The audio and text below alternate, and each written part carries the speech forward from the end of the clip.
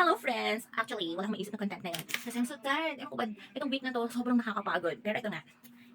Ito lang ito content ko kasi this is the Spanish bread. Alam niyo naman kung gano'n ko ka-love yung Spanish bread. Well, some of you siguro kasi malimit talagang ina-emphasize ka how much I love Spanish bread. So, kapag may mga bakery na nagtitinda ng Spanish bread, unang-una ka talagang itatry yung Spanish bread. Hindi ko alam. Pero talagang favorite na Spanish bread. Well, ito yung premium Spanish bread ni Pridol's Bake Shop. Ayan, actually, natry ko na to. Alam niyo bang nakakatuwa dito sa tinapay na to? Nung una kasi, bumili ako. Ay, nakalimutan kong ako ay pupunta ng Baguio. So, anong nangyari? From Batangas, dala-dala ko yung tinapay. Nakalimutan ko may order ako dun sa friend ko. Eh, syempre na-deliver na, hindi ko na rin naman na-cancel and anything. Kasi gusto ko na rin talaga matry yung mini pandisan nila na napakasarap din talaga. Pero ito, nagre-order ako ng Spanish bread. Well, nakalagay naman nila dito yung best serve warm. Pero actually, masarap to kahit hindi warm. Yes, kasi alam niyo naman kung gaano kalamig sa Baguio. Eh, wala naman ako dala-dalang oven doon. So, ang inalmusal ko ay yung bit-bit kong Spanish bread. So, ito ngayon, matatay lang ko ng kalahati. Kasi it's gabi na. Pero, i-flex ko lang talaga.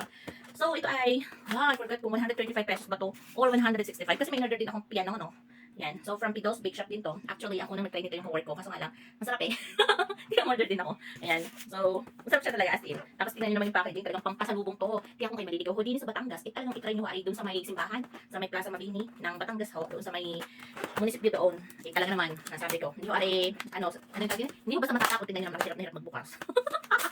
Well, biniyahe ko ho ay mula office pauwi. Ayan, so this is the Spanish bread. Tingnan nyo ha, premium talaga. No, hindi man sa pagiging OA, pero it's mabango, masarap talaga. So ito yan. Oh, tingnan nyo, oh my God, hindi ko pigilang hindi kilig yan. Kasi tingnan nyo ha, may yung palaman, yung gustong classic na Spanish bread.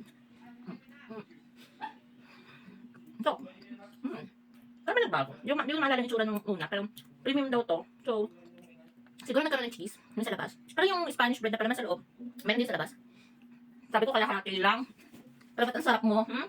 Mauubos ulit ito. Kung papunta kayo ng SM at galing SM, pwede niyo po itong daanan ha. Doon lang ako sa may simbahan, tapos Alpamart. Tapos, yung katapat, yun ho ang Pidol's Bake Shop. Tapos pwede na rin ho kayo mag-order ng mga palabok ni Janines doon. At masarap ho ang palabok nila. Pansit Malabon pala.